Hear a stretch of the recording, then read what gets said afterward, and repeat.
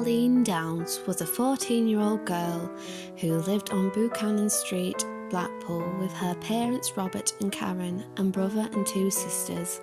She attended St George School in Blackpool, and although she was described as being well and happy, she had experienced a chaotic lifestyle after she had been expelled from school and begun frequenting the area around Blackpool's Central Promenade.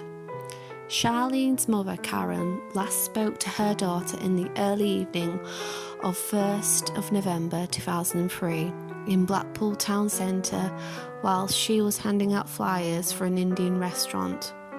Karen said Charlene was with her sister Rebecca at 6:45 p.m. and they spoke briefly. Rebecca was going home and Charlene was going to meet up with some female friends. Charlene rang her friends from a telephone box on Leopold Road and waited with Karen until her friends had arrived. Karen watched the girls walk towards the Winter Gardens together, which ended up being the last time she would see her daughter. Charlene was with these group of friends until about 9:30 p.m, where she then met another friend in the direction of Corn Street, and they visited the Carousel Bar on the North Pier. A friend of Charlene said she and Charlene left the Carousel Bar and returned to the town centre at about 10 p.m. This friend was the last person to see Charlene at about 11 p.m. near Talbot Road, Abington Street. She was last seen on the 1st November 2003 in an area of Blackpool town centre that contains several takeaway and fast food shops. Police believe she was murdered within hours of her last sighting. Charlene was described at the time of her disappearance to be wearing black jeans with a gold eagle design on the front, a black jumper with a white diamond pattern, and black boots. Police suspect she may have also been wearing a white cardigan or top with a hood. She was white Caucasian, 5 foot 1 inches or 555 centimetres, slim, had straight shoulder-length brown hair with blue eyes. In May 2007, 2 men were tried for Charlene's murder at Preston Crown Court. Ayad Albertiki, a 25-year-old man from Jordan and the owner of Funny Boys, a fast food shop in Blackpool, was charged with her murder, and Mohammed Ravishi, who was 50 at the time of the trial, was from Iran. He was the business partner of Funny Boys fast food shop and was accused of helping dispose of Charlene's body. During the trial, the courtroom heard transcripts of Albertiki allegedly confessing to Charlene's murder after police booked the home of Ravishi on Hornby Road and his car, and Albertiki's home on Dixon Road. Police claim he said, "I killed her, I was just angry." The police explained that they became suspicious of the co-owners after witness information. The prosecutor, Tim Horold, QC, said at the trial, "These people were talking about sex with white girls and there was mention of having sex with Charlene. Albertiki laughed and said she was kinky and she was very small. The plainest possible indication that he was lying to the police when he said he did not know her." He and others present were then laughingly saying that Charlene had gone into kebabs. The prosecution claimed that Charlene was murdered either on the day or days after her disappearance. On one of the tapes, police say Albertiki, also known to witnesses as Eddie, could be heard saying, I killed her, explaining, "I was just angry," to Ravishi, who assured his co-accused by telling him, "There's nothing left of her. She was here, she died. There really is nothing." Mr. Horold added, "Shortly after Albertiki had admitted the killing, there is Ravishi admitting that Charlene Downes had been in the flat and that she had died, but saying there was nothing left of her for the police to find." The jury listened to another tape in which Ravishi told his co-defendant they had nothing to worry about after police carried out a thorough search of his flat on Hornby Road. In reply to a question from Albertiki, about how long fingerprints lasted. He was heard to have said, "Believe you me, don't you worry. There is nothing they can find." Despite Ravishi's reassurance to his co-defendant that the police would not find any evidence of a crime in his flat, the court was told that Ravishi had begun to crack under the strain of the police's investigation. In a tape recording, Ravishi was heard saying, "I cannot cope, to be honest. I can't cope anymore. I don't know how to sleep. I just cannot forgive myself. I can't talk, to be honest, about that girl." Mr. Horrell claimed that Ravishi was showing signs that he could not cope with being a suspect. He added, of course, anyone who was wrongly arrested, as Ravishi claims he was, would be upset, but we suggest this stress Ravishi is displaying there goes way beyond that, and is the stress felt by a man who thought he had got away with his crime, but was now dreading the police finding the evidence to prove what he had done. Police spoke to Albertiki and Ravishi after Charlene disappeared, but they insisted they did not know her, the jury was told, and Mr. Horrell claimed they lied about knowing Charlene because one of them murdered her and the other had disposed of her body. The jury could not reach a verdict, and so a real trial was planned.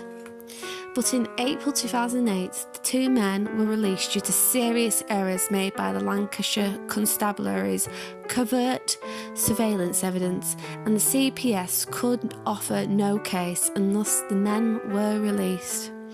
Albertiki was later convicted in 2011 for assault after he headbutted an 18-year-old woman. In May 2008, journalist and radical feminist Julie Bindel wrote in the Guardian newspaper that the trials had brought to light the endemic child sexual abuse and prostitution in Blackpool.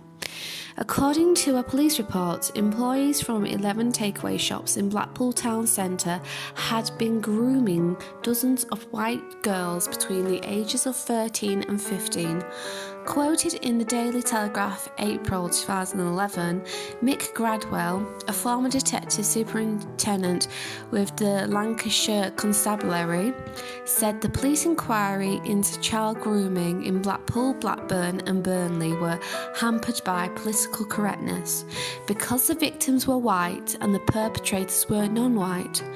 The police believed that for a prolonged period before her disappearance, Charlene had been a victim of child sexual abuse at the hands of one or more men. The police interviewed 3,000 people and found that, along with Charlene, other girls in the area had been swapping sex for food, cigarettes and affection, a form of child sexual exploitation also known as child grooming. An internal police report stated that police believed that up to 60 local girls may have been groomed by non-white men who worked in the fast food shops to carry out sex acts, with some of the girls being as young as 11. On the 10th of November 2014, a BBC One panorama programme on Charlene was aired called The Girl Who Vanished. It's currently not available for viewing because I could not find it anywhere on the internet. In December of the same year, BBC Crime Watch staged a reconstruction of Charlene's last movements, and the police were offering a £100,000 reward for information leading to the conviction of the killer or killers, or the recovery of her body. This reconstruction is also not available on the internet, as far as I'm aware. In 2016, CCTV footage was made public, and Karen spoke about her hope that the video would finally help and possibly solve her daughter's disappearance. It shows Charlene with her sister Rebecca on Bank Hay Street in Blackpool Town Centre at 3:25 p.m. on the afternoon of her disappearance. The pair can be seen walking towards the Coral Island amusement arcade.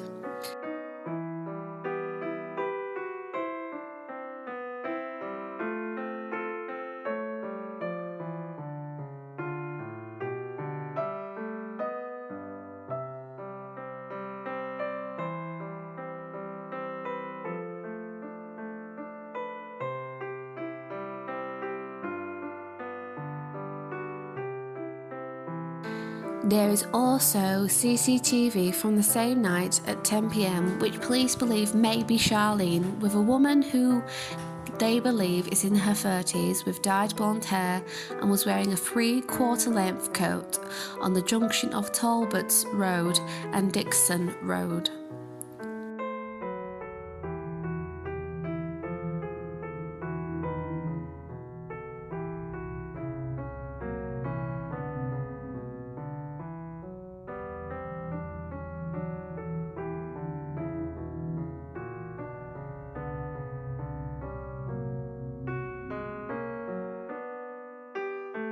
Lancashire Constabulary's website, they have a page dedicated to Charlene and her disappearance. They mention they have a proof of death report that has been made for Charlene, and they describe it as being the most comprehensive and detailed proof of death report to have been ever produced. They say that although there's been an enormous and exhaustive investigation and media appeals, there has been no sign of Charlene since the night she disappeared. They also mention that there is evidence that Charlene was a victim of child sexual exploitation prior to her death. On the 1st of August 2017, a 51-year-old man was arrested on suspicion of murder of Charlene, but was released 2 days later. The reward money that I previously mentioned has been personally sanctioned by the Police and Crime Commissioner Clive Grunshaw. It was made available from the proceeds of the Crime Fund, which is made up of money and assets seized from criminal activity. If any of you have Facebook, there is a page dedicated to Charlene. If you search for "The Whole World Demands Justice for Charlene Downes," either on Facebook or on Google, you should be able to find it. If not, I will provide a link in the description box below. In October 2018, the Manchester Evening News interviewed Karen, Charlene's mother, and she said she feared that her daughter had been murdered by grooming gangs and she will never stop fighting for the truth. She has written a book detailing the family's never-ending anguish as a warning to other parents. As they are unable to hold a funeral for Charlene, they hold memorials for her on every anniversary of her disappearance. Mrs. Downes, 53, said, "When Charlene went missing, it was horrendous. I kept thinking she would turn up, that she was just pushing the boundaries and testing my patience. I never for a moment believed I would never see her again, that she had been lured into a gang and groomed for sex.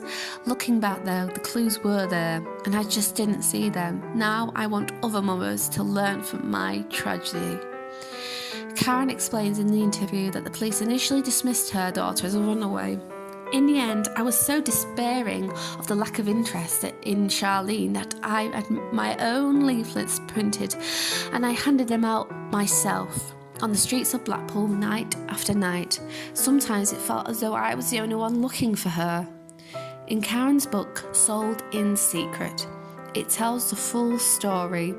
It goes into detail about how Charlene was normally quiet and shy, but had begun to rebel months before her disappearance. She'd always been a very affectionate, loving little girl, but as she started to get cheeky and moody and misbehaving, I was sure it was no more than a teenage phase.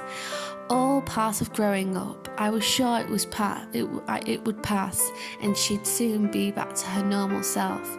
Karen explains that the day she last saw her daughter was the last night of the 2003 Blackpool illuminations.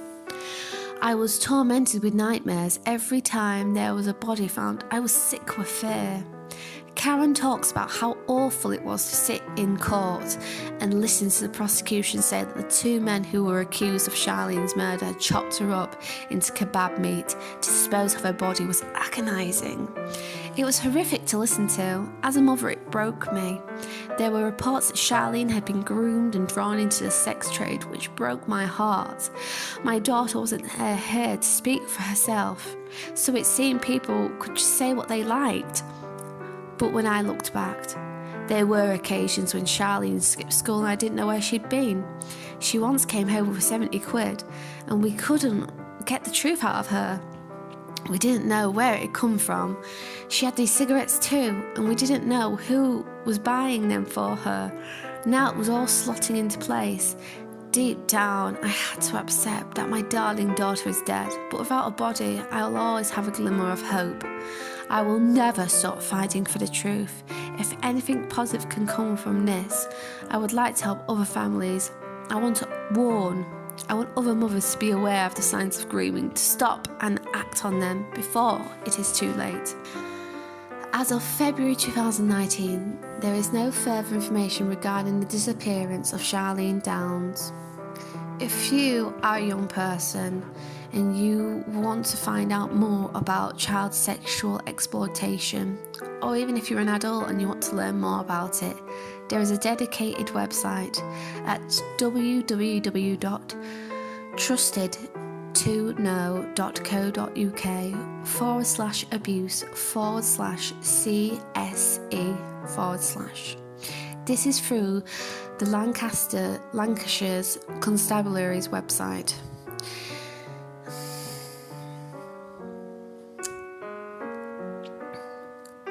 If you have any information regarding Charlene's disappearance, please contact the following: the incident room on 01253 607370, or you can email on Charlene Downes investigation at lancashire.pnn.police.uk, or you can anonymously contact Crimestoppers on 0800 555 111.